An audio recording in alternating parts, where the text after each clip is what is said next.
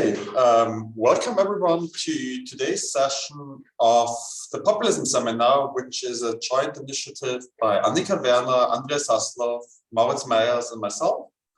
My name is Robert Huber. I have the pleasure of hosting this session today with you. And we have a very interesting session on the effects of populist communication with two fantastic speakers today. We have the pleasure of having Roman Senninger from Aarhus University and Luca Manucci from Lisbon. Before handing over the floor to them, let me just very briefly give you a sense of the ground rules that we have, or the house rules, as we call them in this seminar. We're going to record this session. I just clicked on record a couple of minutes ago. Those of you who were in the room already should have received a quick notification. We will then process the video afterwards and put it on YouTube if you like the session so much that you want to watch it again. Just for you to know, and also to be aware that if you ask a question, it might appear that we refer to your name or hear your voice. There are two ways in which you can ask questions, actually. There is a Q&A function in Zoom where you can type your question. We see that. I will then read it out loud and post it to the speakers. There's also a raise your hand icon, which you can use to make me aware that you would like to say a question or state a question, and I will then give you the permission to open your mic. Without much further ado, let me hand over to Roman, who starts with the first presentation.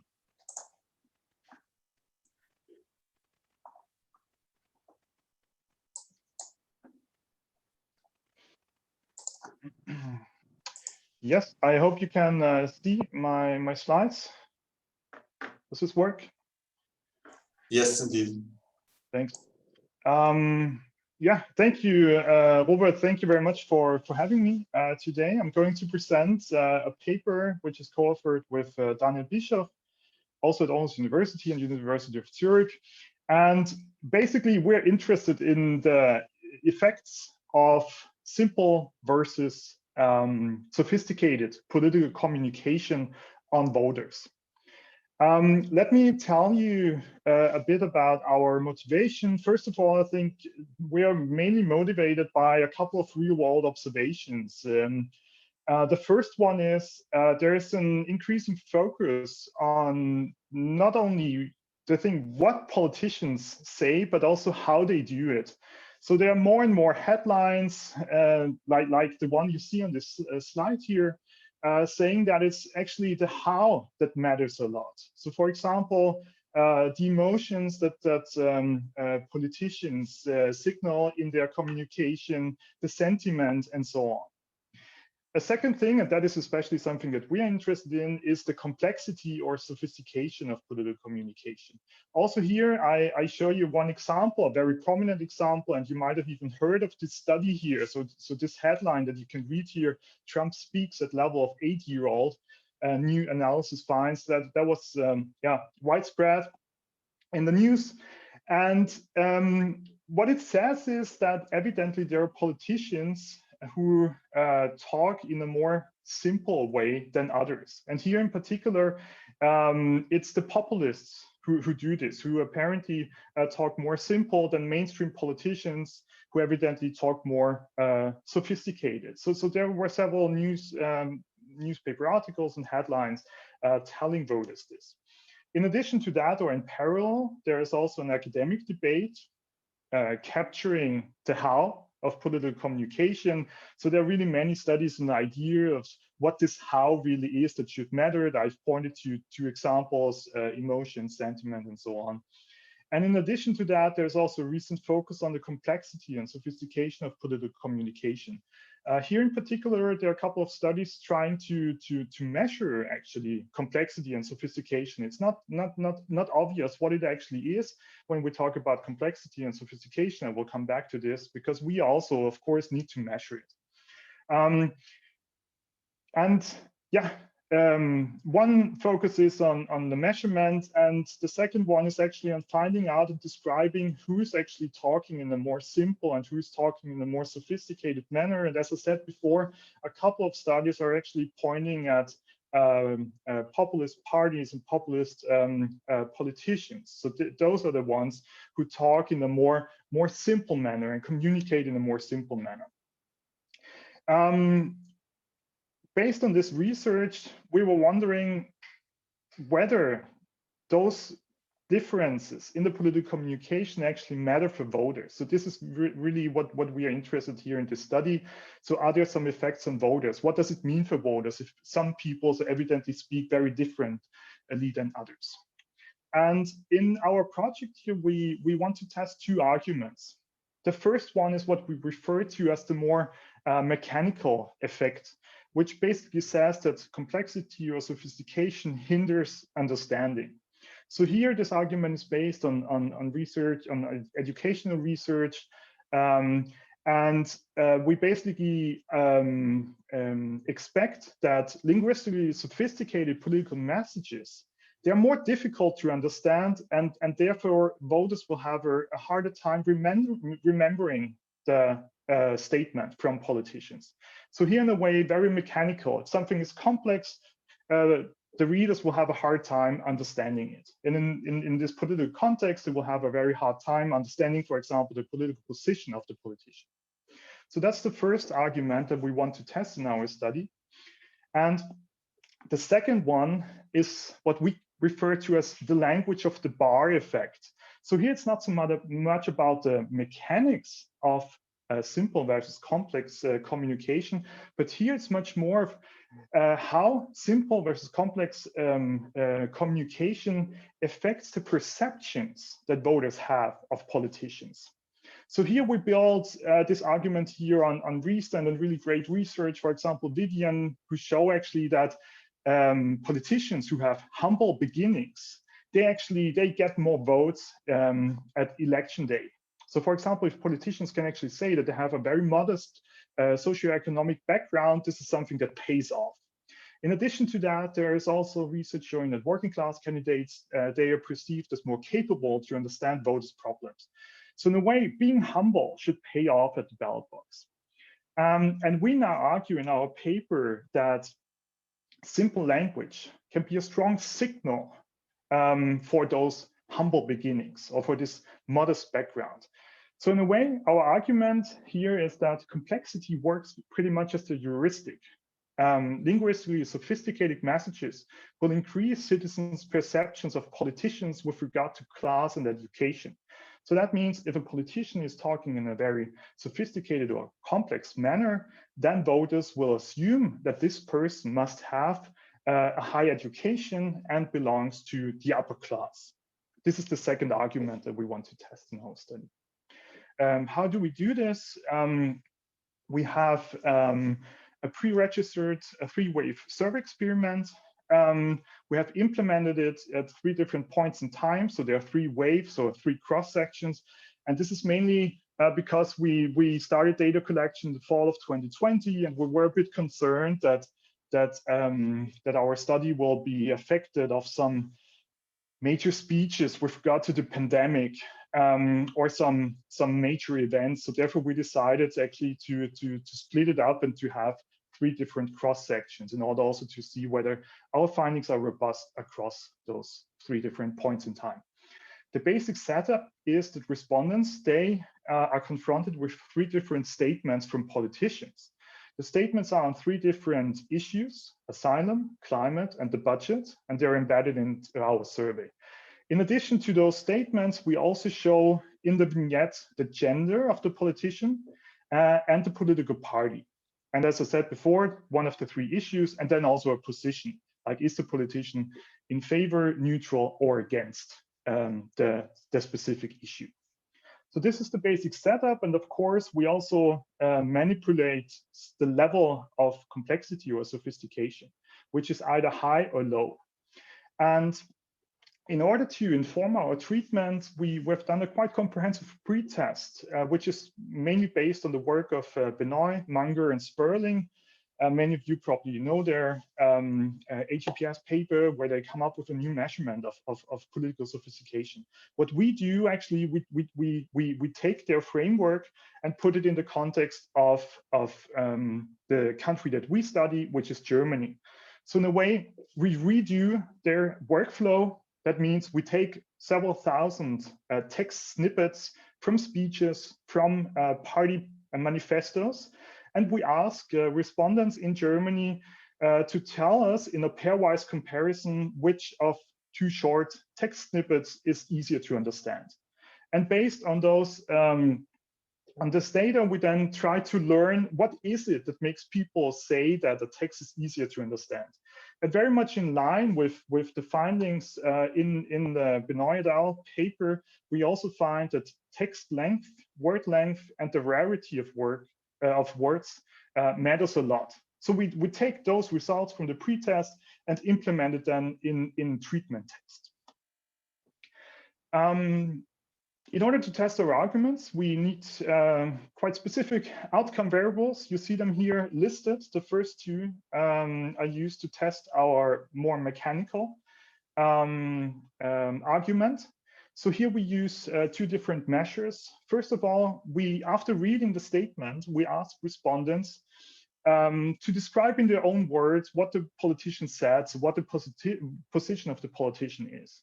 And we then use this open-ended text and compare it to the treatment text. And here we use the cosine similarity in order to see how similar is the text produced by the respondents and the treatment text. In addition to that, we also use the absolute distance to the correct answer on a 5-point scale. So we ourselves define correct answers based on the decision, on the position that is shown in the text, and then we measure the absolute distance to this correct answer. The third outcome variable is used to test our second argument. And here we ask respondents to put together a socioeconomic profile of the sender. And you see more details here on the next slide. So respondents are asked by means of a drag and drop exercise to assemble a profile of the message sender, so of the politician. So we ask respondents, please tell us which party this politician belongs to and what the gender of the politician is. This is something that is known to the respondents because they have seen it in the vignette. In addition to that, we also ask for two unknown characteristics, education and class. And we expect to have our treatment, we expect our treatment to have an effect on those unknown characteristics. So here again, to restate the argument, if they read a sophisticated statement, we expect respondents to say, this politician has a high level of education and belongs to a higher class or the upper class. So that's the setup. Briefly, I want to show you some results. We more or less, we find evidence for the mechanical argument. So here you see results for the first outcome for the cosine similarity. Treatment effects, the treatment here is the sophisticated condition. So what you see is that in the sophisticated condition, the cosine similarity is lower. That means that the text is less similar. So the similarity between the text produced by the respondents and the actual treatment text. We find similar results for the absolute distance. Here now the absolute distance is higher in the treatment, in the sophisticated condition compared to the simple condition. As you can see here on both slides, we see rather robust findings across the three different waves, which were implemented, if I remember correctly, in October, November, and December of 2020. In addition to this more mechanical effect, I also want to present results on the heuristic argument.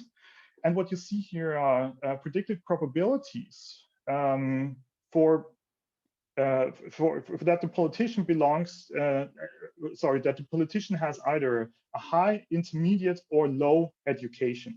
And what you can see here also when we focus on the pooled estimate from the three waves, for the high education class, we see that respondents reading a sophisticated statement are much more likely to say that this politician belongs, or sorry, has a higher education. Similarly, we find this effect also for the class statement. So here again, if respondents read a sophisticated statement, they are more likely to say that the politician belongs to the upper class. And here again, what do I need to add on those results? First of all, this kind of drag and drop exercise is only used after the third statement. So we have less power compared to the mechanical effect, where we have where the respondents answer the questions 3 times.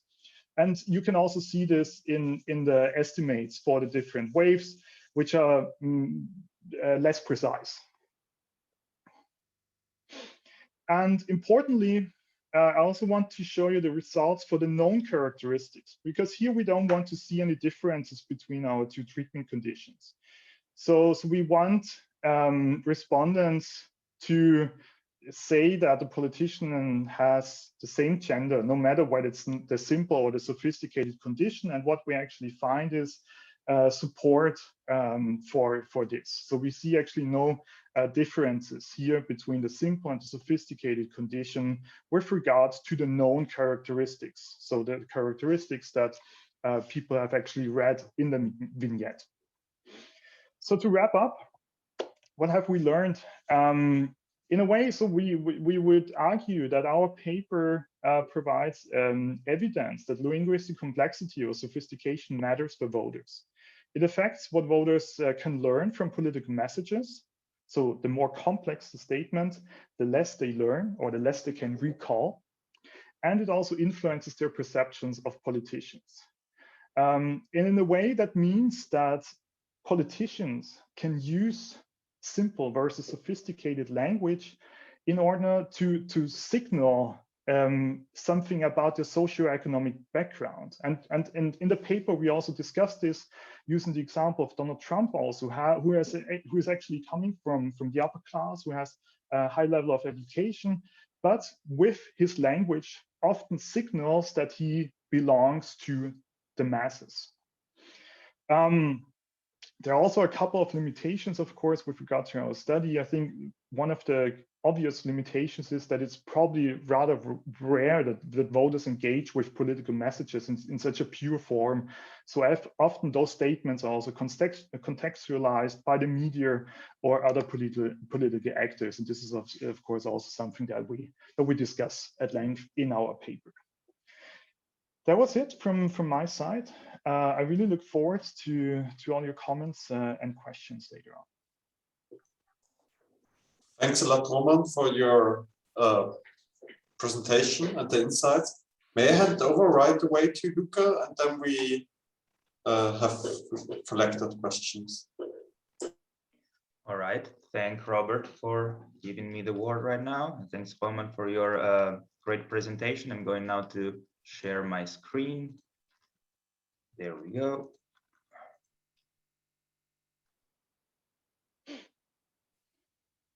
Is that fine? Do you see that correctly? All right. So Roman just presented us a very interesting paper on the simplicity of language. And what we look at in our research project is actually how scary is language from populist and non-populist actors. We titled our research project Apocalypse Now, How Populists Manufacture Fear on Twitter. It's a research project and not a paper yet. I will explain later on why that is the case. And I'm working on it with my colleagues, Michi Amsler from the University of Zurich and Alessandro Nai from the University of Amsterdam. So what are we trying to do with this research project? We want to look if populists compared to non-populist actors spread fear-inducing messages on Twitter. So is it true that populists use fear on Twitter more than non-populists? And does it depend on some factors like are these accounts on Twitter from the party or from the party leader maybe? Are they from the left or from the right? Are they actors in power or in opposition? But we also consider a time dimension. So are these tweets we are observing from before the pandemic or during the pandemic? So we are sort of using the pandemic as a natural experiment to see how things change, if they do. And if these tweets have been tweeted during an electoral campaign or regular time. So our goal is not only to see if it's populists who spread fear on Twitter, but what type of populists if they do so. Well, since this is the populism seminar, I don't think I have to spend much time in explaining the literature behind our expectations. I think it will suffice to say right now that we rely on an ideational understanding of populism, and therefore on an understanding of populism as an ideology that separates politics and society between the good people and the corrupt elite, good versus evil, light and darkness. And therefore we expect a moral dimension in populism, dividing good and bad. So I'm moving forward because I'm quite sure you're all familiar with this, and as well I think you're familiar with the literature linking populism to two phenomena, which are the use of emotions, especially negative emotions like anger and fear, for example, and the strand of literature linking populism to the idea of crisis. For example, Laclau said populism does not even emerge without a crisis, and Moffat said that it is the performance of a crisis that matters and in which populists can thrive. So our idea, so the mechanism we expect to take place is the following. That populists use a language based on fear to manufacture a sense of crisis. This sense of crisis will instill in the people a sense of threat and urgency, which in turn will create mobilization, consensus, attract new voters, and be very persuasive. As we can see in the vignette on the left, it's a very populist approach to fear. First, you generate fear. Oh, we're all going to die. We're all doomed. The apocalypse is upon us. And then, oh, fortunately, I'm the only one who can save you. Meaning that populists thrive in this manufacture of a crisis, but also in then providing with a solution. Last strand of literature we are considering, and about which, again, I believe you're quite familiar, is why do we look at Twitter? So first of all, to create this sense of crisis, the populist actors need the media. In particular, we know that it's social media that have an elective affinity, let's say, with populism, because they allow populists to communicate directly without gatekeepers like journalists, and they can communicate directly to the people. In particular, we know that it's Facebook and Twitter, the arena where populist parties are more inclined to use populism in their communication compared, for example, with TV talk shows. Moreover, we know that it's on Twitter that populist parties use more negative emotions. So we're looking at fear, and this is we think that Twitter is a perfect arena where to test our ideas. And finally, we know that emotionally charged tweets tend to be retweeted more often and more quickly compared to normal ones. And here on the right, I just put an example of how relevant is the use of Twitter by populist actors.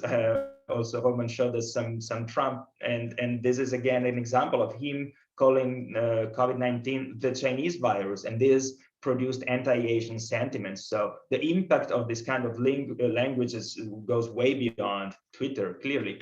So which Twitter accounts are we looking at? As I said before, we want to look at both right-wing populism and left-wing populism. For this reason, we selected 3 countries, which are Spain, France, and Germany, because they allow us to compare Twitter accounts from populists as well as non-populists, right and left.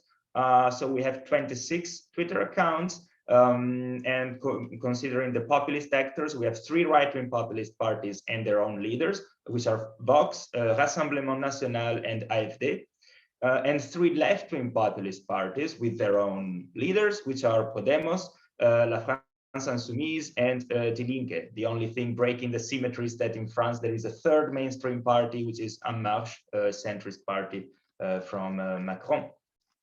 So these are our hypotheses. We expect populist actors to generate messages based on fear more often than non-populist ones. But, and you can have a look at the tweet on the left, we expect this to change in our hypothesis too once the pandemic starts. Why? Because we believe that once the pandemic starts, populist actors might be willing to tone down the use of fear so that they can minimize the impact of the pandemic, or anyway tell people, you know, it's no big deal. Look at Trump. Don't be afraid of COVID. Don't let it dominate life. While on the other hand, we expect mainstream parties to be willing to generate a rally around the flag effect, in which they call, by using fear, they call people to stick together, and also, and more importantly, to stick to the health regulations. And we know that by using a fear language, there are more chances that people stick to health regulations. So we expect the pandemic to act, as we said before, as a sort of natural experiment in which before business as usual, let's say, it's populists who use fear more often, but then since the pandemic, it's actually non-populists to use more fear messages. And last but not least, as said before, we know that emotional tweets get more quickly and more retweeted, go more viral. So we expect, because of our hypothesis 1 and 2, we expect the tweets of non-populists to become more viral than those of populists after the pandemic, because they rely, we expect, more on fear messages. And here comes the tricky part, because what is fear and how to measure it? I put this illustration because I think it illustrates a point I'm going to make. So here we have the 4 horses of apocalypse: war, famine, pestilence, death. So these are real things, you know, these are really scary things that can frighten people, and that's all right. Wars happen and they're terrible. Death is everybody's fear. That's not what we're trying to talk about here. We're not looking if populists talk about the war in Iraq, or you know, a pestilence, or a famine in Africa. No, we're looking at not really misinformation, as the 5th horseman would suggest, but rather at the creation of fear, the manufacturing of fear. So it's a normal situation that populists depict as a crisis. Indeed, how do we understand fear? Well, we say that politicians spread fear-inducing messages when they frame the situation as the end of the world, doomsday, a crisis of catastrophic proportions. And we believe that this frame can be activated by these 4 components, which are war, apocalypse, natural disaster, and anthropogenic hazard. Anthropogenic hazard can be understood as man-made disaster vis-a-vis natural disasters. So, for example, war, we are not talking again about a real war. We're not looking if populists talk about wars more often. We're looking at a metaphorical use of war to induce fear. We are looking at an analogy. So, for example, we are at war with COVID. We are not at war with COVID, but you can frame the situation as a war. Or apocalypse. Oh, politicians are zombies and they are going to destroy your lifestyle. You know, politicians are not zombies as far as we know, but framing the situation in these terms, we think help generate fear and then create a sense of crisis. Or you can talk of an avalanche of migrants, like a natural disaster. That's not an avalanche, that's a group of migrants who came, and you are calling them an avalanche because that will make people perceive them as a major threat and create a crisis. And finally, another example, anthropogenic hazard. Our country is a sinking ship. Our country is not a ship, but by creating this metaphor, you are instilling a sense of threat, and you make people feel like, oh, but then I need to act, I need to mobilize, I need to vote for the populist guy. So final disclaimer, these disasters and crises can be real. Again, if it's a tweet about the war in Afghanistan, that's not what we're looking for. If it's about an earthquake in Haiti, again, this is not what we are looking for. This is not manufacturing fear. So what we did is we took our 4 components, took a list of keywords that in our opinion refer to all of these 4 components, and told the software, hey, every time there is one of these keywords, please classify the tweet as war, apocalypse, natural disaster, and anthropogenic hazard. We took this list, expanded it with a software that found similar words, then went through manually to check if they made sense to us. We applied it. And the point is that at this point, what do we have? We have all these tweets classified in our 4 components, but we don't know if they are metaphorical. So we are still having a lot of tweets about real war, about real natural disasters, and so on and so forth. So first, we looked at the data and we removed all the keywords that were only giving false positives, like nuclear. Nobody uses nuclear in a metaphorical way. Every time a tweet had the word nuclear, it was actually about probably nuclear energy or something like that.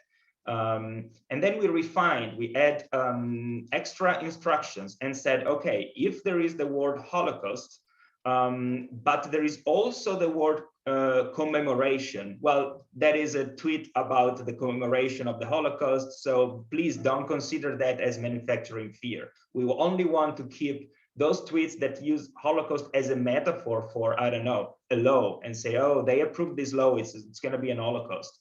And how did it work? Well, not great. As you can see below, I put the 4 categories we checked for Spanish and French. So we have still 40, 50, 60% of false positives, meaning tweets that do not correspond to what we're trying to look for. They are actual wars, actual natural disasters. So it sort of worked because we still have like 40, 50, 60% of what we're looking for, but we still have too many false positives. I'm going to give you a couple of examples of, how well it worked, keeping in mind that these are the cases in which the software did what we wanted it to do. For example, from left to right, you have PSOE in Spain saying that they will win the battle against COVID. So it's a war metaphor saying that it's a battle. In the middle, you have Marine Le Pen, who is talking of an economic, social, demographic, and identitarian Chernobyl. So she's using the anthropogenic hazard metaphor to say that we need a Pacific democratic revolution of common sense. And last but not least, on the right, we have La France Insoumise, left-wing populist party in France, saying that the fact that 7 million people are unemployed is a social tsunami, so natural disaster metaphor of social tsunami. This is just to illustrate what we're looking for, the fact that so far we could find some of this, but unfortunately we still have too many false positives. The good side is that we found this kind of fear-inducing language in populists, but also non-populists, right-wing, but also left-wing populists and non-populists, before and during the pandemic. So we know as of now that what we're looking for, this kind of language, fear-inducing messages, is there. We just have to refine our tool to really capture with a good consistency what we look for and eliminate as many false positives as possible. And I will conclude here my presentation just by telling you what we're trying to do. So if you're curious, later in the Q&A, I will show you specifically what we are trying to do, because I think it's quite interesting. It's quite cool. So we're trying a machine learning approach. We gave the machine 25 good examples, like this is what we need. And then we gave 25 examples saying this is absolutely not what we want to find, and 25 examples saying this has nothing to do with what we want to find.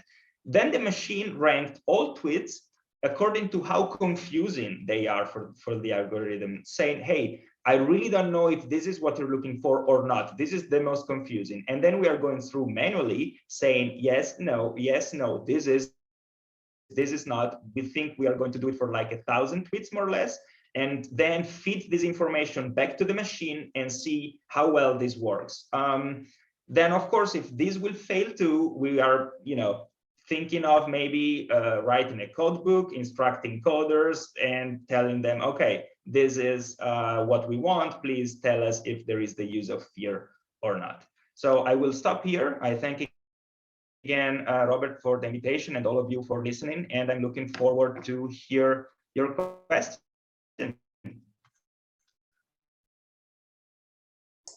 Perfect, Luca. Thank you for staying in time and this exciting presentation. It's really interesting to see what you're doing. So let me open the floor. Are there any questions from the audience? You can raise your hand or use the Q&A function. And I see the first hand already, and I'll allow Luca to speak. You should now be able to unmute yourself. Hi, can you hear me? Yeah. Great. Thanks so much, Roman and Luca. I have two questions and one for each of you. Roman, first to you. I found that very interesting, and also the way that you conducted your experiment. And knowing little about this field, I was wondering, what about people who are just who have, let's say, a smaller vocabulary, who are just like less able to use different vocabulary, right? So you may suggest that Trump, for example, uses language just because he wants to appear as less educated, or as you say, like not from an elite level. But I was wondering, is this perhaps just the case that he doesn't have the words, or people with migrant backgrounds or so, who they then, for populist voters, may again be considered not the right candidate because they have this migrant background, which becomes evident in their language and their limited vocabulary. What do you think about that? That's my question to you. And then to Luca, thank you very much as well. I'm a bit confused about your use of fear, because when I look at your table, I was wondering, is that really fear? And I think you named it later. You named it fear-inducing language. But like, given emotional psychology would suggest that emotions and anger have very different behavioral consequences, right? And I was thinking, so like your words really look like drama to me, but not fear. Is that fear, or is it rather drama? And perhaps that you could actually make the better case here, because then from drama you would say, like, people want they want consequences. So it's not about fear, and you're kind of like overcomplicating this a bit, and rather perhaps should look into a different emotion. Yeah, thank you. Thank you, Luca, for your question. Roma, do you want to start? Yeah, absolutely. Thanks, Luca. Very good question. And yeah, I would say, in a way, of course, what we argue in the paper is that politicians can exploit the use of simple and sophisticated language in order to be strategic, in order to customize their language to their constituency. That being said, of course, there might be groups who are not able in doing this. So there might be groups who cannot just kind of level up and level down their language. And for them, what does this mean? I would say, based on our research, that would be a good thing. So if they have a lower level, and if they talk in more simple language, then what our findings are showing is that this is kind of positive. Then they are perceived as belonging to this kind of humble class and moderate level of education, which in turn, also based on other research, would mean that they will actually benefit at the ballot box.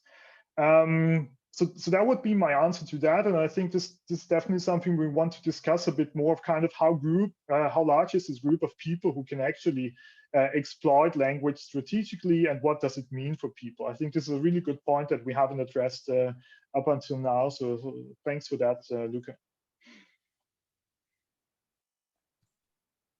Should I reply too? So thanks a lot, Luca, for your excellent point. Is it drama or is it fear? For sure, literature tells us that dramatization is a component of populist language. That's a matter of fact. And in that regard, you might be right that maybe it's better to keep it simple and look at this as dramatization. So that's an excellent suggestion that I will honestly really think about. And then there is, why not fear? I'm not 100% sure about this discarding fear, because it's the element that allows to create a sense of crisis, of threat, and therefore to then produce maybe an action. And while I'm sure that populists dramatize things, then I also think that indeed, as you said, different emotions have different consequences. And I think that the mechanism we're looking at is best explained by fear, by this use of an apocalyptic language, which also comes from a strand of literature that sees populism as a sort of moral distinction and also the sort of quasi-religious movement that promises salvation. In this regard, I still believe that fear has its role here, but I will definitely think about dramatization. That's an excellent point. Thank you. Perfect. Many thanks for the question, also for the responses. So there's one question for Luca in the Q&A by Lisa Zintner on regular expressions of a different methodological approach, also for link to a paper. But also she would like to hear a bit more about the machine learning approach and what you're doing there. Could you elaborate a bit more, maybe, following up on this question? For the others, please also raise your hand or type in the question if you have any questions. So I'm not familiar with this Gründel 2020 paper. Thank you. I'm going to look at it. And of course, yes, we thought about a dictionary-based approach. But we believed that it has some limitations that we wanted to avoid. But yeah, it's definitely an approach. And also, I think that producing more than 25 through human coders to train the classifier could work even better than using the true positive. Okay, that's another excellent point. Since there is here, I can see in the audience my co-author Mickey Amsler, who is actually the mind behind the measurement and the specifics. I don't know if he can intervene, like logistically or not. But Mickey, if you have anything to say about this, I would be glad to hear what you have to say. Yeah, can you hear me? Yes. So the question is about the machine learning procedure or what? So the second question, or can you repeat that? Exactly. Let me also put it in the chat, if it allows me. Well, what Lisa is saying is, I think that producing more than 25 true positives through human coders to train the classifier could work even better than using the true positives classified by the dictionary. Yeah, that's true, of course. The thing with the okay, let's start. The basic paradigm we're using here is supervised learning. That means you feed the machine with examples saying this is a metaphorical usage of fear, this is not metaphorical usage of fear, and then the classification of the component. The thing is that in the data we have a very large skew. So most of the tweets that we have don't contain such mentions of with metaphorical usage of fear. And that means, again, if you just select randomly, let's say 5,000, and then you classify this by hand, then you end up with very few examples of metaphorical usage of fear. And so what we do here is we try to leverage a technique that's called active learning, in which you start with the basic system. This is what we train with this really simple, I call it Mickey Mouse data set of 25 examples each, but at least we have 25 examples containing the component which is not metaphorical usage, and 25 examples of those which are about the component but which are metaphorical usage. And so the basic machinery is not that good, but it it can select basically based on the the mechanical inner parts of the machine learning classifier, which new examples are the most difficult for it. So what we are doing here with the selection, so that the machine selects examples which are most difficult for it, which are in turn that ones from which it could learn the most. And that means that it automatically pre-selects out of the whole corpus such tweets on which it is unsure. That means we can get rid of like 80 or 90% of the ones that don't contain any element at all. And so with this procedure, we would then gather like this 1,000 tweets, true, false, or neutral. And then that means that we have just an efficient way to collect data to train the final system. Was that understandable? Perfect. Thank you, Michael, for the response. So I hope this responds to Lisa's question. Also, thank you for the suggestion of the paper. I see that Roman has a question as well. I guess it's for Luca then. Do you want to share it? Yes, it is for Luca. Indeed, I was just wondering.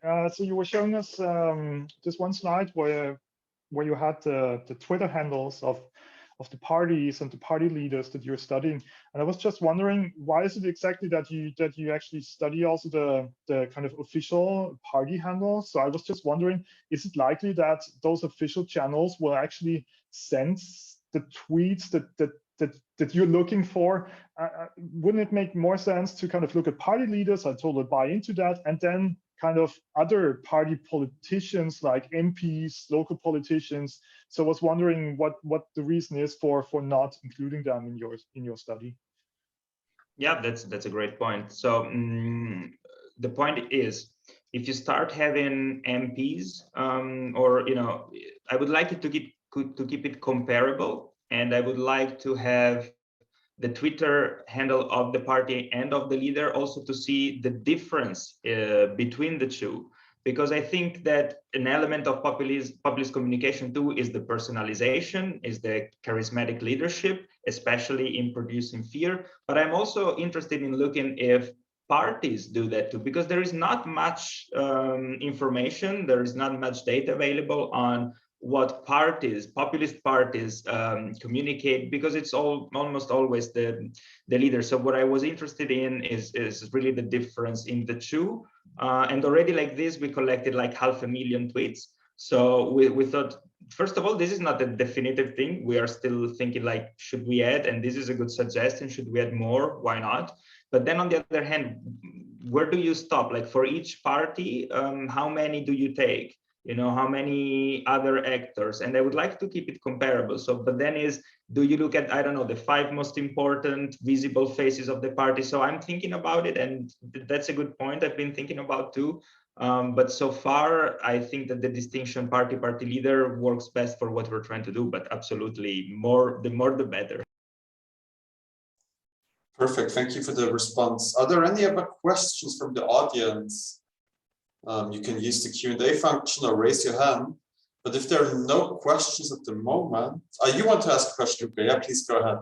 I also have a question for Roman, and I was wondering before. I'm sorry, it's not 100% on the main focus of the paper. I realized that, but it tickled my imagination, and it was about Trump. It's been mentioned already, and I was wondering, is he signaling being down to earth with a simple language?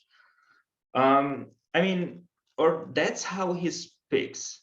I really don't know. And I know this is not a central element of your paper, and everything would work perfectly fine whether the answer to this question. But what do you think? And this goes beyond Trump too. Like, do populists do it because they signal to be down to earth, etc., working class or whatnot, or some of them really do speak like that?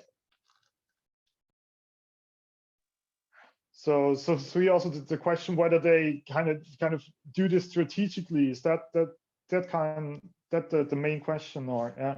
So of course, I mean, it's difficult to give a definite answer on this, on why they do it. I think there are examples. There are politicians who seem like they're kind of customizing their speech to a specific audience. And when I think about Trump, of course, many people also have certain ideas of what kind of person he is, and I think it's always difficult to use Trump as an example. But nevertheless, I was so for me, I was thinking a lot of this kind of locker room talk that is also part of his campaign communication, where he in a way wants to signal that he knows exactly what is going on in the everyday life of ordinary people, and can talk to them in a way. So therefore, I think that part of his language is actually customized to those people. Whether now that is the true Trump, or whether this is pure strategy, is of course very difficult to to say, but as you also said before, this is not so much what we want to answer. We really want to see whether this kind of language does something to voters, and here in particular the perception of politicians. And here there are signs that at least voters, when they hear this kind of simple language compared to the sophisticated language, then they actually respond and say this must be a politician belonging to lower classes, having lower education. But yeah. I was also thinking about Angela Merkel. You know, she has a PhD, right? So she is highly educated, and I believe that she might actually strategically use a simpler language to connect. But I was not just sure in the case of someone like Trump. I had the impression that that's how he speaks. But again, that's not the main focus. It's just the curiosity. Yeah. Thanks. Thanks for the response to the question. So if there are no further questions from the audience, I have a couple of questions for you as well. I have one joint question. Both of you would like to hear your views from both perspectives, and that's the question of issues. You both have different issues to some extent in these tweets, right? Policy positions are going to vary by tweets to some extent, but also when you experiment vary the issue. And I wonder whether language, the use of language may be conditional on what topic are we talking about, right? So for example, can we communicate climate change in an as simple fashion as immigration, for example? And I would like to hear a bit from you what you think, whether some issues are particularly prone to populist critique, but also to specific use of language, and what your results show, or what your thoughts are on that. I also have maybe one specific question for each of you. I was wondering for Roman's paper, actually it's two things. One is, so basically in your experiment, you vary position, issue, and language complexity and partisanship, right? But are all combinations equally plausible to respondents? And so what I'm thinking here is, how likely is it that there is an AfD politician or a Green politician who is completely in favor of climate change or completely against this, right? And would this signal some lack of trustworthiness of the statement, which then affects the way that citizens, for example, how educated citizens perceive the person to be? I mean, I'm aware it's all randomized, but I would like to hear what you think about this. And to some extent, it would be interesting to see like grammatical constructions or certain mistakes that we all make, right? But they may be more like with Trump, we sometimes have the impression that he has a very specific way of constructing sentences, right? So I would be interested if maybe this project can't speak to this, but I would be interested if the larger projects that you've done with Dan together give us some sense here as well. For Luca, I was wondering about this pandemic, right? Is it really the pandemic, or is it something like government status that moderates this? And is it just the pandemic just one other issue that makes populists more or less right? With climate change, we also have this populist tone of, oh, there is nothing to worry. Climate has always changed, right? So is it pandemic specific, or is it more like issue plus certain policy positions? Is there a more general framework on this? Thank you. Yes, should I start? Yeah, sure. Thanks, Robert.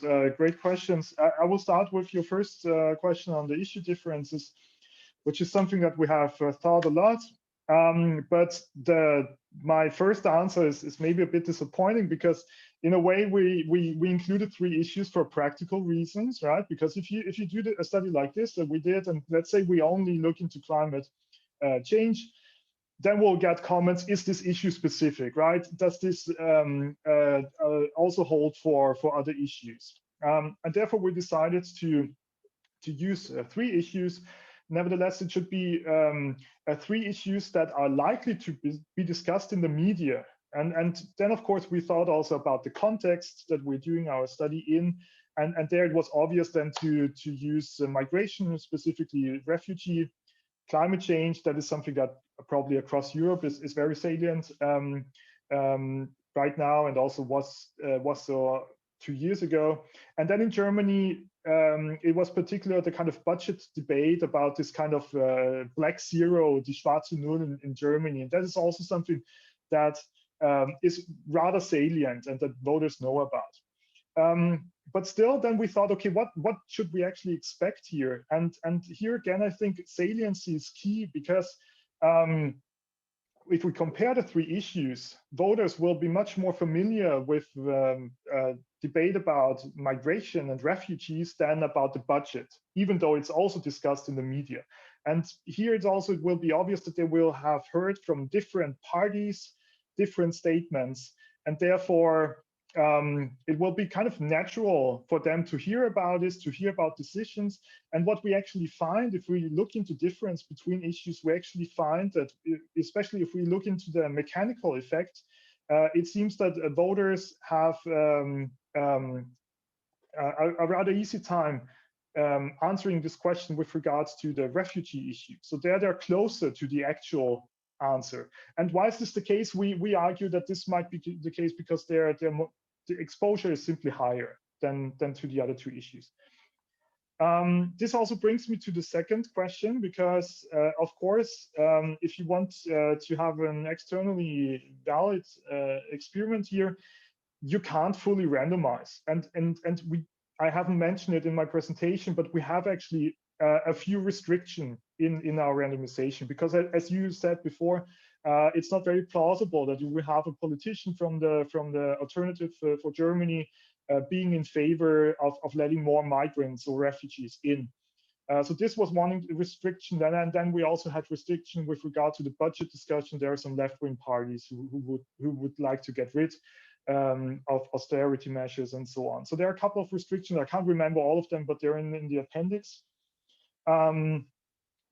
And I think they're important because otherwise voters would probably also, if they read a first statement that it's very implausible, then I also think that respondents probably do not want to engage with our survey even more, and therefore this was really important for us. Then the second question, I'm not sure whether I understood it correctly, but you mentioned whether mistakes, like kind of language mistakes that politicians make, and how as more like spontaneous speech maybe, and how this relates to this. And I think this is something that is a fair question. This is in our setup now. We want to test really this effect of sophisticated versus simple communication. Therefore, we need to come up with very stylized treatments, right? And we have done a lot to kind of inform our treatments, but still we can't be sure that politicians in a TV show, in a TV debate, will say exactly the 4 sentences that we have in our treatment. They get interrupted. They maybe forget what they want to say. I mean, that happens. They're professional, but they're not perfect, right? So in this regard, yes, there will be instances where actual speech is rather far from our treatments. But still, if we think about prepared speech, like debates in parliament, speeches, then I think we're quite, with our treatment, very close to those speech acts. Yeah. But we can't capture everything. Of course. Thanks for the response. Luca, do you want to? Yeah, gladly. So I'll quickly address your second question. Do we expect fear to be used differently after the pandemic because of the pandemic or other issues? So for sure, there is the government opposition division, and obviously if you're in power, you might want to use fear to make people comply, to make people rally around the flag. So it might be more about power and opposition in that regard. So sure. On the other hand, we know that populists tried to minimize the impact of the pandemic. So there are several things at play, and that's a very good point. For your first thing about issues, so is there a difference in the language used according to different issues? I will briefly share my screen again if I can, because I prepared 3 more examples of what we are actually looking for. Right, so I hope you can see this. I would say in general, the populist radical right or the populist right uses fear when talking about migration. And this is the example on the left. Vox is talking about avalancha migratoria, which is an avalanche of migrants. And then you have on the right, you have Jean-Luc Mélenchon, who's the leader of the populist left in France. And he's saying that the end of the world and the end of the month problems have the same culprits and they're part of the same fight. So he's using this fear rhetoric for talking both about work, unemployment, but also about climate, because what he's saying is that capitalism, out of metaphor, capitalism is destroying the world, causing the end of the world, but also causing you not to have money to arrive at the end of the month. So I would say the fear language on the left is more linked to work and to climate. But also the right can use fear language about not really the climate change, I would say, but more about work. And so, yeah, to answer your question, sure, I think it is related to different topics, and it was really interesting to see how the right insists in using this fear language about migration and the left about work and climate change. It's then again, and here I close. Talking about climate change and looking if they are inducing fear or not, it's extremely tricky because it is an emergency. And yes, tomorrow our world is not going to explode, but is it really unfounded? Is it really irrational to scare people to act, to counteract climate change? And, you know, it can be a tough and tricky aspect of what we're trying to do. Absolutely. Thanks a lot. Yeah, this was actually very insightful, your response, because you would anticipate that the construction of the people really matter in how we construct fear, right? So if there are no further questions from the audience, let me briefly share my screen for a second, just for the farewell. So thanks a lot, Roman. Thanks a lot, Luca, for taking the time and sharing some of your exciting research. It was really fascinating to get some insights here. We will be back in 3 weeks with a session on populism and illiberalism with presentations from Jasmin König and Michael Jankowski. And then in approximately a month's time with a roundtable on gender and populism with Filipov and Christian Norsel. So let me thank you, and I hope you have a great week ahead, and I'll see you in 3 weeks' time. Bye, everyone. Thank you, Robert. Bye, everybody. Thank you. Bye.